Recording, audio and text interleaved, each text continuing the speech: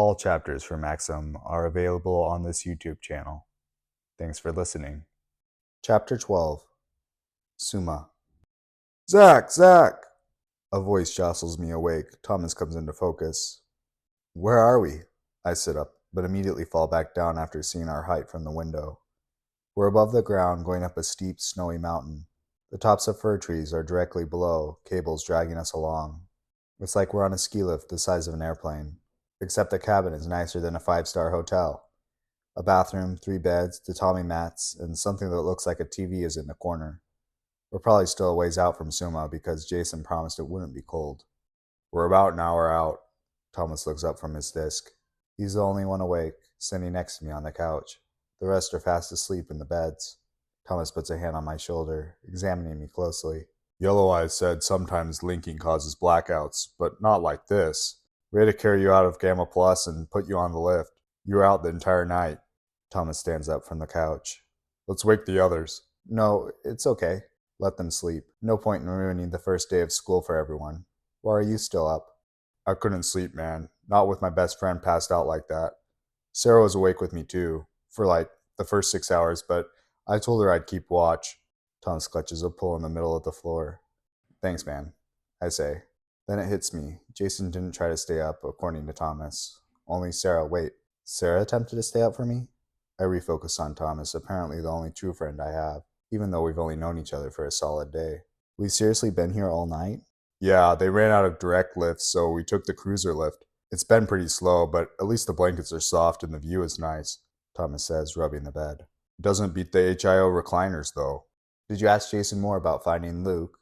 I almost don't care anymore. He might not even be a Maxum for all I know. But hey, it's about the journey. Thomas winks. I figure we can be our own family instead. You know, fight like brothers and all. He raises his fists. I laugh. You're right, man. We are family, especially now that we got ourselves into this mess. But I still hope we find him. I wonder if I'll ever see my own brother Damien again. It's been hard not having him in my life, regardless of what he did. No one to toss a football with or brag about taking down a level 9 CPU on Smash Bros., the video game we were addicted to. I can't believe it's already been 5 years since he left for Colorado. The least I can do is help Thomas look for his brother. Luke has to be a Maxim, though, don't you think? Thomas shrugs. Jason told me that all the investors at the Mass Investor were Maxims. I mean, it was at Luke's house, for crying out loud. Yeah, you're probably right. Thomas's gaze shifts to the side. Wait, if Luke is a Maxim, or at least part Maxim, my mind races. Thomas shushes me. He checks to ensure our friends are still asleep. You're smart. You're right. I figured out during the surgery that I'm half Maxim. They had to make modifications because I already have half a Maxim brain. My dad, good old Brock Harden, he was a Maxim, and my mom, Mary Carter, was human. I'm still dealing with it myself, and I think it's better we keep it between us. Did you at least ask Dr. Christensen about where Luke is? Yeah, but she didn't know anything, at least from public Maxim records. A shadow passes over Thomas's face. She told me that after the government catches a Maxim that gets romantically involved with a human, they cut every spinal segment starting from the sacrum. I presume that's what happened to my dad. My eyes widen. I look at Jason lying out on the bed. The kind of risk he made to come to the human world. If the premier caught him, they probably would have tortured him. I remember one time we went to the drive-in theater, and he forced us to leave before the second movie. Sarah and I hated him for it.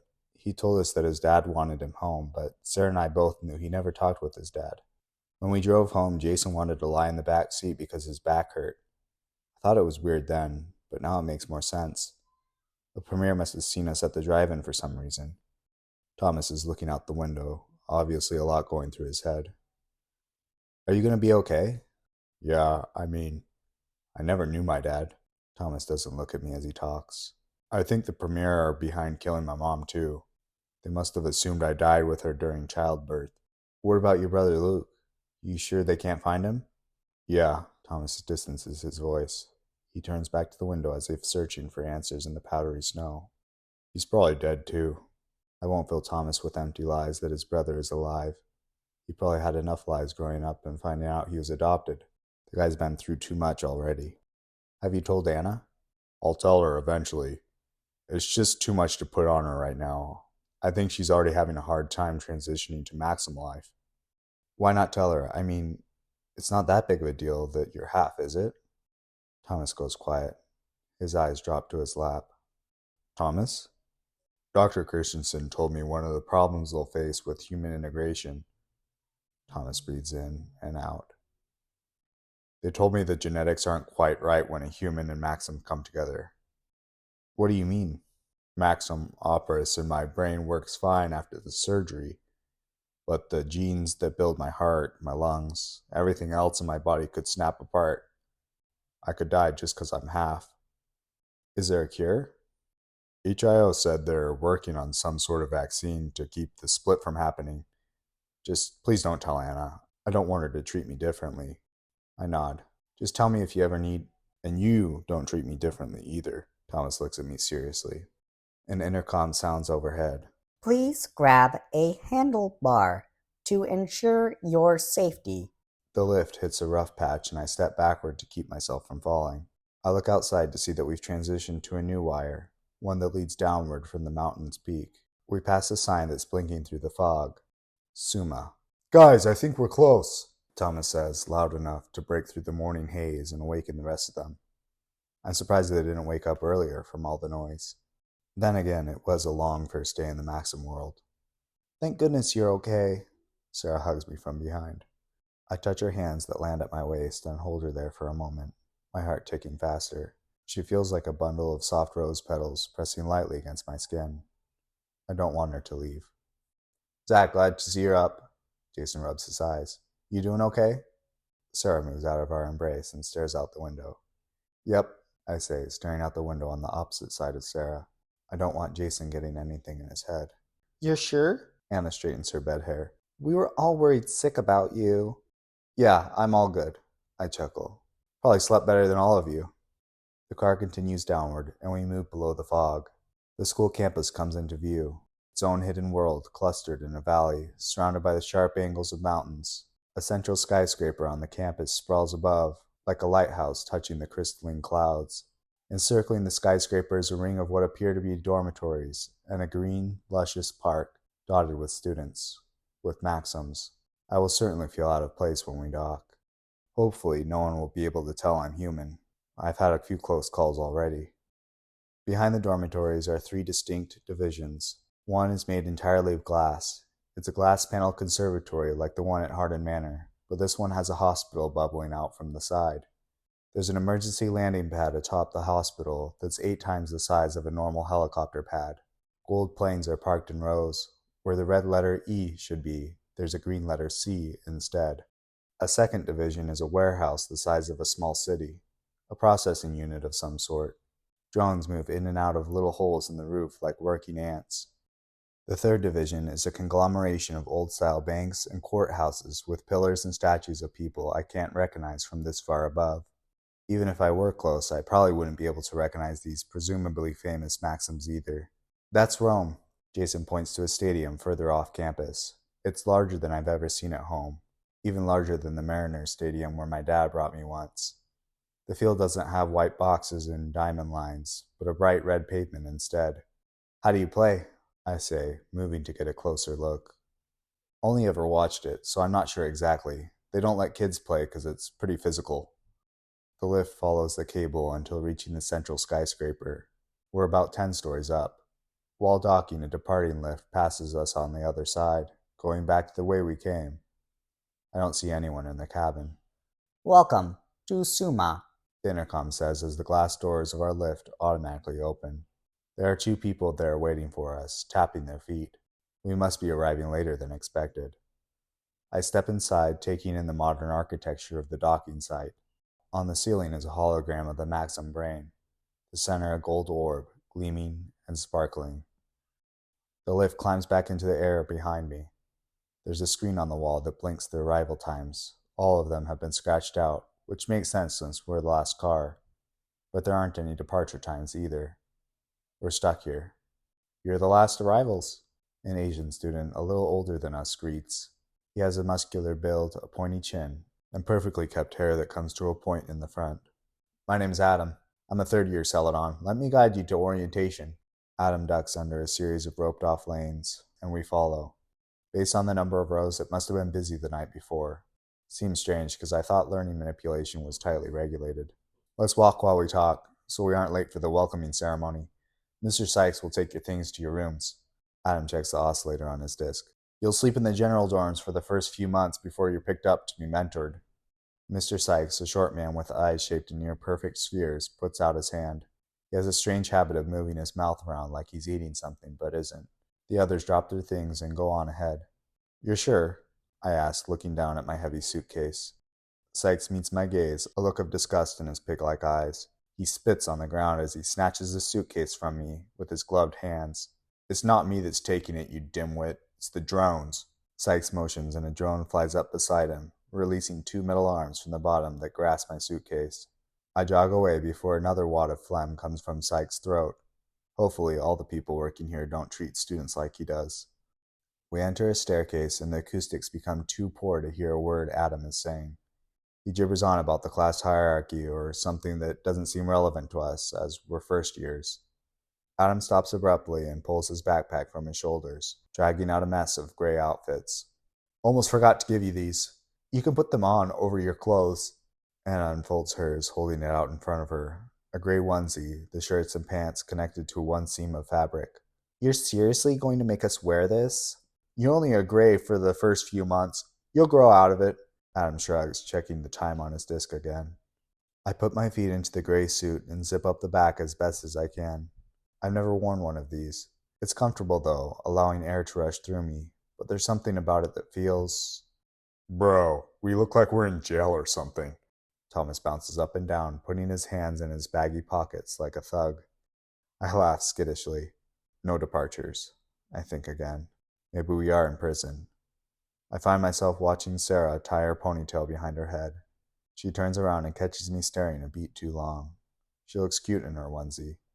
Let's move along, Adam says, walking a faster pace than before. I hear sounds coming from further down the hall, sounds of 100 footsteps. My heart palpitates beneath my gray prison clothes. I look at Jason, but he has the same pale face as the rest of us.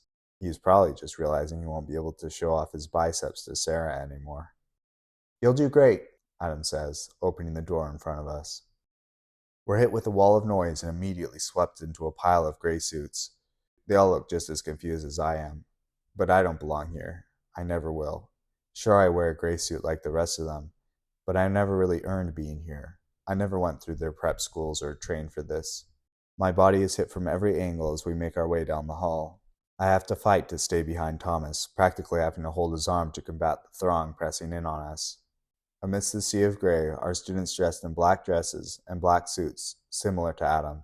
I've never been to Wall Street, but I could imagine this is how everyone dresses there. Some have green ties, while others sport gold and white. The logos of their suit pockets vary as well. A leaf for the green ties, a crossed-out M for the gold ties, and a lightning bolt for the white ties. We funnel into an auditorium, large enough to seat about 1,000 students. I sit by Jason, a space away from Sarah. I'm not sure how much longer I can be strung along by her. Even if she does have some feelings for me, I should keep our friend group alive. If I were to be with her, it would destroy my relationship with Jason, and that's not fair to him. It's a new school, there's new chances, there's bound to be someone here for me. I might have even seen a girl turn my way, but it's hard to tell with hundreds of heads filling in the seats around me. I look down at the stage at the group of teachers slowly taking their seats. They're sorted by color just like the black uniforms. Green ties, white ties, and gold ties in the back row, 3 purple ties in the second row, and 1 black tie in the front. I presume it represents some form of hierarchy. I don't recognize Dr. Christensen at first, but find her among the purple ties. She isn't wearing her customary green scrubs, and she has makeup painted over her face. I know the man to her right as well, the man who paid for our dinner, Dr. Ubel. He's forcing a wicked smile through his serious expression. He looks far more daunting without his bubbly wife by his side. The last purple tie is one I don't recognize. His forehead is glossy like he's just run a mile, and he looks flustered. He wears gloves that leave the tips of his fingers exposed, similar to biking gloves. The single black tie is unmistakably the headmaster of the school. His eyes look downward, as if expecting an inferior breed. He is the holographic man I saw projected out of the center of the Hollow store. So he doesn't just own the biggest franchise in the Maxum world, but apparently he's the headmaster of Summa too. These are the dweebs I was talking about earlier, a voice whispers behind me. I turn around. It's Brayden from the restaurant last night, talking with a snobbish-looking girl. Did I say something to you? I exchange a glance with Jason. We're both thinking the same thing. Brayden is just the new Trevor, the guy who annoyed the heck out of us at Merrifield High. Luckily, we have experience handling people like him. One time, back in 11th grade, on the day of our wellness class presentations, we noticed Trevor was sick and frequently using the tissue box. Jason insisted we mash up poison oak, mix it with baby powder, and put it in the tissue container he was using. While Trevor gave his presentation, he ended up with a bright red nose and white powder all over his face. The class got a kick out of it with the big words, "cocaine withdrawal," written behind him on the projector screen. The teacher wasn't as pleased with Jason and me, but messing with Trevor had become a trademark of our friendship from then on. The lights in the auditorium dim, and the sea of noise calms to a dead silence. The purple-tied professors step out on stage, equally spaced apart. A strobe light casts on Dr. Christensen. I feel a whoosh come over top of me, and I duck my head. When I peer upward, I can make out the silhouette of a bird as it flies toward the stage. Each break in the strobe light captures a new image of its wing position. Dr. Christensen holds out her arm, and the hawk latches onto her. A snake's tongue comes from its beak, hissing at the audience. "Celadon!" A voice booms from above, and the arena flashes a sage green. The audience roars. Students talk with each other about the cinematics. I'm more surprised the hawk has a forked tongue. The spotlight moves to the next purple tie, the bald man I don't recognize. He points his gloved finger at a metal block in front of him, and a thin metal rod climbs upward. He claps his hands abruptly, and lightning shoots out from the ceiling, zapping the metal. A bright white flash follows, nearly blinding my eyes. "Electron!" the voice booms overhead. The sound of thunder echoes around us, and my eyes wander to Sarah. The way the light bounces off her eyes, it's like we're at junior prom again, dancing under the disco ball, before she ever got with Jason. I remember Sarah grabbing my arm and pushing us to the center of the dance floor. Most of the school was there. The boys looked like men in their tuxedos, and the girls looked like women with their buttons and frills. Except for the crazy dancing, of course. Flashback, 7 months ago. The songs played one after another. Sarah shouted along to the music, but was completely drowned out. She brushed up against me. A shock coursed through my body. It was as if the spacious room narrowed down to just the two of us. She looked up and smiled. She was jaw-dropping with the colored light crossing her face. Blue, green, and red circles. Her blonde hair grazed my arm again. It wasn't just the crowd drawing in. I was sure of it. And flashback. I peel my eyes away from Sarah. I wonder if she ever has thoughts about junior prom, too. The spotlight switches to Dr. Ubel, the last purple tie. He tosses a white cube into the air and flicks his finger at it. It explodes instantly. Hundreds of gold-flecked bills, bearing the symbol M, fall from the sky. Excited students in the front rows clamor to grab the money. I would have done the same. Dr. Hollow makes his way to the lectern, the lines made by the overhead light blocking out his sunken nose. A wave of applause washes over the auditorium. He clears his throat, and the babble around me quiets. "Welcome, new trainees." He lifts his hands. "Rise." I trip as I get up. Looking below, a foot recedes to the row behind me. There's no point in turning around. It'll only give Brayden satisfaction. I'm not sure how I created an enemy on the first day of school. I guess I just have a face for it. As you've been introduced, there are 3 divisions within Summa. Celadon, which focuses its attention on the biological components of manipulation. Electron, which focuses on the manipulation of technology and the natural elements. And Psychron, which become the leaders of society, a division that only exists here at our university. But there is still one other division, a division which only the most elite are selected. The headmaster grips the sides of the lectern. The premier. On cue, a group of 9 black armored guards appear on stage, the bright lights reflecting off their armor. Everyone looks up in admiration, but I don't. All I'm thinking about is the teenager who snuck into Manipulation Square. I wonder if they caught him. He could be sitting on an operatory bed right now as they cut into his skull and remove part of his brain. These are the caretakers of Maxum society, leaders of our armies, maintaining and protecting our society from both outside and within. Dr. Hollow begins clapping, and everyone follows. I rub my hands together to pretend. The premier guards bow as if they have everyone's respect, and exit the stage in a single file march. As you may have already guessed, a Grand Master heads each division. Celadon by Dr. Paula Christensen. She stands and waves. Electron by Dr. Gordon Smits. He tucks his head. Psychron by our newest, Dr. Dan Ubel. He gives an expressionless nod. And myself, as leader of the premier. The crowd applauds again, but is cut short.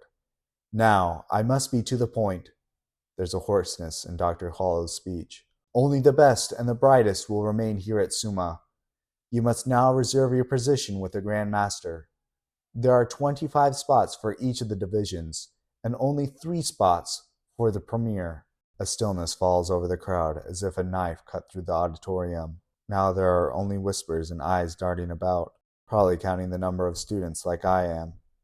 There are about 1,000 of us gray suits. Only 1/10 of us will make it through. Not good odds. Dr. Hollow clears his throat. The crowd falls into a deeper silence.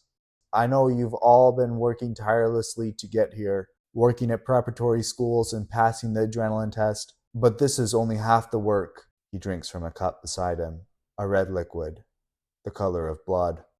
For the next 3 months, you will learn basic manipulation. We will guide you and mentor you, but only the most talented will stay. At the end of this time frame, you will perform a dance. I am not talking about the salsa that those minims do. The students around me laugh nervously. I'm talking about a performance of manipulation. Based on your ability, you may be given an offer of mentorship, but the majority of you will fail. Thomas is shaking his head, gripping Anna's hand tightly. If I don't succeed, I might never see my friends again. I might never see Sarah again. It's not fair for a college to admit hundreds of students, only to fail most of them and send them back home. That would never happen in the human world, but I guess it's different here. I'm sorry, we only have spots for the most gifted. But then again, I am not. Manipulation must be controlled by the most elite. Crimson red covers the angles of Dr. Hollow's mouth as he takes another sip from the cup, a sip of pride. I understand what Stratus meant now. Manipulation is the most coveted talent. If I can prove a human can make it through their strenuous process, I'll gain respect from the Maxum world. The dance is my chance to prove I belong, that humans belong. The first step in unifying both of our worlds. That being said, may your talent shine. Let us all give praise to the best, the brightest, the future of Maxum society. Headmaster Hollow puts his fist in the air and everyone follows. I do the motion, but my mind doesn't agree. I've seen the crowds of people without work at the heart. It's not fair that so few can manipulate. The crowd cheers one last time, but it's much less enthusiastic than when we first arrived. The auditorium flashes with the spotlights of green, white, and gold. Balloons of the same color pattern float upward, only to pop when they reach the ceiling. This is no welcome party. It will be the beginning of a long, drawn-out going-away party for most. I know what I want. The time I spent studying the architecture of the brain, it's what my dad would pick if he were here. Celadon. This is going to be so intense, Anna says. Yeah, no doubt, Sarah says. We've just got to get good at manipulation quickly. Adam waves us over. I'll take you to your first class. We maneuver our way through the gray suits. People seem to look at me differently. Then again, I also look at other people differently. We're not new classmates anymore. We're not going to be friends. We're competition now. What exactly is the dance, Adam? Thomas quickens his pace to keep up. Adam must feel bad for us being late. You choose a material like wood, metal, or whatever. Then you show the headmasters how you can manipulate it. For mine, I created a scene out of aluminum. I had a shark chasing a school of fish. Hence I was chosen as Celadon, Adam says, opening a door to exit. We'll take the long way to class to avoid the crowd. We're next to the green fields I saw from the lift. A cool breeze goes through my jumpsuit. I reach down to my waist and realize there's no temperature button like there was on the hollow fabric. Regardless, the fresh air is a needed break from the condensed body heat and dirty glares in the auditorium. The green field looks like Montgomery Park with the long grass. The strong smell of evergreen further reminds me of home. Black uniforms frolic in the meadow and relax in hammocks strung between trees. A couple lies out on the grass, gazing at shifting clouds. Maybe there's something to look forward to while I'm here at Summa. If I make it through the dance, that is. What's Psychron manipulation?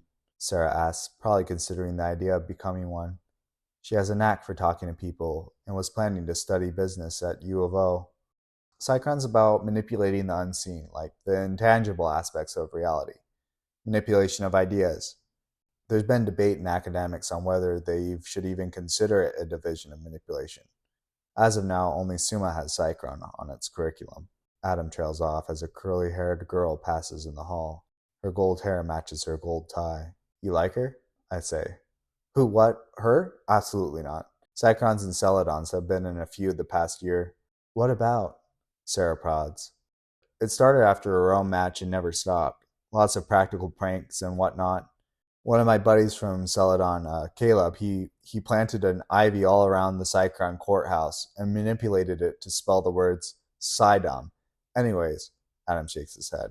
If you want to be on the top of society one day, Psychron is still a good choice. Are you interested in it? Yeah, I like business the most, and I think manipulation would suit me well in succeeding. But I'm confused how to make a dance for it. Don't sweat it. You'll have time to think about it. Hopefully we can still be friends if I become Psychron, Sarah jokes. Adam chuckles, straightening the top of his hair. I feel bad for you guys. The competition has only stiffened. We had half as many people when I performed my dance, and I barely got accepted. Adam directs us back into the central skyscraper at a different door, and down another flight of stairs. Your first class is reconfiguration. It's taught by... Adam looks at his disc. Oh, Mr. Hardy Green. He's the only nice teacher at this school, so you should like him. Adam stops in the hall. Well, this is it. Auditorium is level 0. Anything below is negative. Above is positive. The rest of your schedule is on your disc. We all thank Adam as we walk through the propped open door. It sounds like elephants are stomping one floor above because of the thin ceiling. Inside the room, there are no desks, chairs, or anything resembling a typical study room at Merrifield High. Even the walls are made of mirrors, broken mirrors, with cracks and fissures in the corners. For a place so modern and high-tech, it feels off-putting. Probably because we're gray suits. The teacher, Mr. Green, sits at the front of the class. He's sitting crisscrossed, eyes closed. A triangle block of wood is in front of him, as if he's meditating to it. He reminds me of my trig teacher with his caterpillar mustache and scrunched-up nose, but Mr. Green has a more clown-like face. Fellow students, or competitors more like, are arranged in a semicircle on the dusty concrete floor. There are about 50 of us in the class. Even among Maxums, it appears customary to leave one-seat gaps between friend groups. There isn't a spot for all of us to sit together, so I head to the front of class where I spot Owen, who is busy copying the teacher's meditative pose. It's been a blink. Oh, Zach, good to see you, Owen says, startled. How'd you like orientation? It was awful. I studied so hard at Link's Learners to get here. They can't just... Owen puts his face in his hands. I watch the door as future classmates file in, hoping Braden's face won't show. A chime sounds, and the elephant stomps above dissipate as people settle into class. There's no Braden. I turn to face Sarah, who is sitting next to Jason with their arms intertwined. But I stop. I stop when I lock eyes with a different girl, the girl I think I saw in the auditorium. She's sitting across from me, her dark brown hair tossed lightly over her shoulders, her eyes a light sea green against her sun-kissed skin and spread out freckles. One arm props her up as she sits with her knees to the side. She doesn't seem to notice my stare as her attention is back on the teacher. Maybe I could talk to her after class, see if we had the same lunch period. I just need something to get over my thoughts of Sarah. They're getting out of hand, and I'm not sure I'll ever get another chance with her. But I don't want to think about someone else.